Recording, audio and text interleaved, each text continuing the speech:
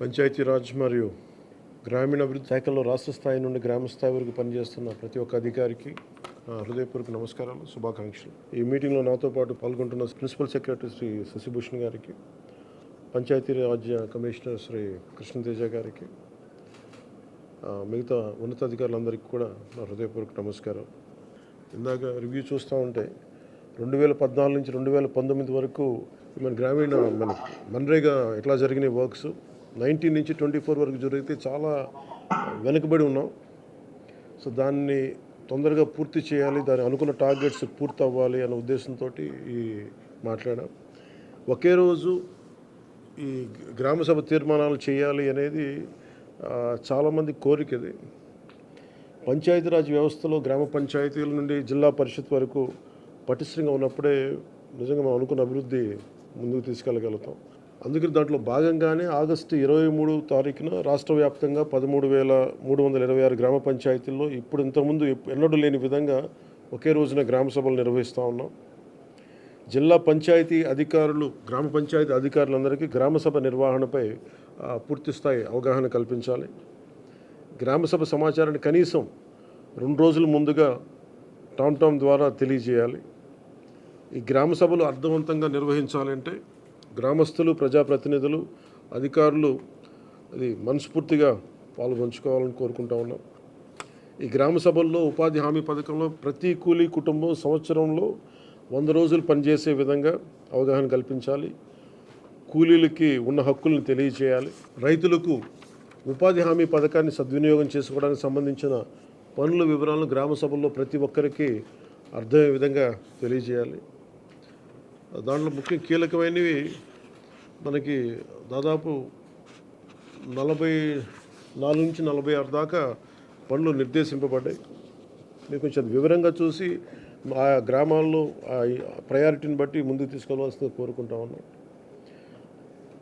అదేవిధంగా 24-25 ఆర్థిక సంవత్సరంలో ఉపాధి హామీ పథకంలో చేపట్టవలసిన పనుల వివరాలను గ్రామసభలో చర్చించి గ్రామసభ ఆమోదం తీసుకోవాలి.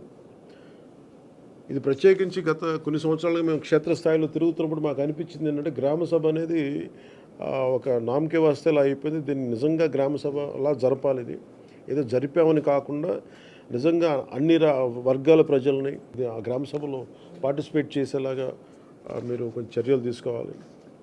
ఉపాధి హామీ పథకంలో చేపట్టే పనులు పేద కూలీలకి, రైతులకి, గ్రామానికి ఉపయోగపడే ఉత్పాదకత పెంపొందించే ఆస్తులను నిర్దేశించిన నాణ్యత ప్రమాణాల ప్రకారం పూర్తి చేయాలి. ఉపాధి హామీ పథకంలో చేపట్టే పనుల నాణ్యత విషయంలో ఎలాంటి రాజీ లేకుండా పూర్తి స్థాయి నిబద్ధతతో ప్రతి ఒక్కరు పనిచేయాలని నేను మనస్ఫూర్తిగా కోరుకుంటా ఉన్నాను. గత 2 నెలలుగా రివ్యూలు చేస్తున్న పనుల్లో కొన్ని క్షేత్రస్థాయి పర్యటనలో నా దృష్టిలోకి వచ్చినవి కూడా మీకు తెలియజేస్తాను. అలసత్వం వహించిన వారిపై ఎలాంటి మొహమాటం లేకుండా క్రమశిక్షణ చర్యలు తీసుకుంటాం. మండల స్థాయిలో పథకం అమల్లో పూర్తి బాధ్యత వహించవలసిన ఎంపీడీఓలు ఇక మీద మన రిక్వెస్ట్, ఎంపీడీఓలు పూర్తి బాధ్యతతో వ్యవహరించాలని నేను కోరుకుంటా ఉన్నాను. అంటే ఇన్ని వేల కోట్లు ఒక కీలకమైన బడ్జెట్ ఇది. ఇన్ని వేల కోట్లు ప్రజలకు చేరకుండా ఇబ్బంది అవుతూ ఉంది. దాన్ని దయచేసి మీరు కొంచెం దృష్టి పెట్టండి. ఇది ప్రజలకు ఏమాత్రం ఇబ్బందిగా ఉంటే ఆ పరిస్థితులను సహించం. దానికి సంబంధించిన ఎలాంటి వ్యక్తులైనా సరే ప్రతి ఒక్క అధికారిపై గ్రామ స్థాయి నుండి జిల్లా స్థాయి వరకు అది క్రమశిక్షణ చర్యల కింద వస్తాయి. ఈ ప్రభుత్వం చాలా కమిటెడ్గా ప్రజలకి చెయ్యాలి అన్న చాలా బలమైన ఆకాంక్షతో ఉన్నాం. ఏ స్థాయిలో అవినీతి జరిగినా కానీ దాన్ని నిలువరిస్తాం. అవినీతిని ఏ స్థాయిలో కూడా దాన్ని వదలం. ఎఫ్ఏ స్థాయి నుండి పీడీ, డ్వామా వరకు, సోషల్ ఆడిట్ గ్రామస్థాయి ఆడిటర్ నుండి రాష్ట్ర స్థాయి డైరెక్టర్ వరకు అందరూ కూడా one will be accountable for this. దయచేసి అవినీతికి తావు లేకుండా భవిష్యత్తులో అందరం ఈ కైండ్ ఆఫ్ డిసిప్లినరీ మెషర్స్కి ముందుకెళ్లకుండా మీరు పార్టిసిపేట్ చేయాలని కోరుకుంటా ఉన్నాను. అంతేకాదు బాధ్యతాయుతంగా సమర్థవంతంగా పనిచేసే అధికారులకు కూడా సిబ్బందిని గుర్తించి వారిని ప్రోత్సహిస్తాం. ఇకపైన ఉపాధి హామీ పథకాన్ని సమర్థవంతంగా అమలు చేయడానికి మనందరం కలిసి పనిచేద్దాం. పథకం అమలులో మన రాష్ట్రాన్ని దేశంలోనే మళ్ళా మొదటి స్థానంలో ఉంచడానికి కృషి చేయాలని కోరుకుంటా ఉన్నాను. గ్రామాలను అభివృద్ధి చేసే మహాత్మా గాంధీ గారి కళలాగా గ్రామ స్వరాజ్యాన్ని స్థాపించాలి, ఆ దిశగా అడుగులు వేయాలని చెప్పి మీరందరూ కలిసి మాకు సహాయ సహకారాలు ఇవ్వాలని మనస్ఫూర్తిగా కోరుకుంటున్నాను.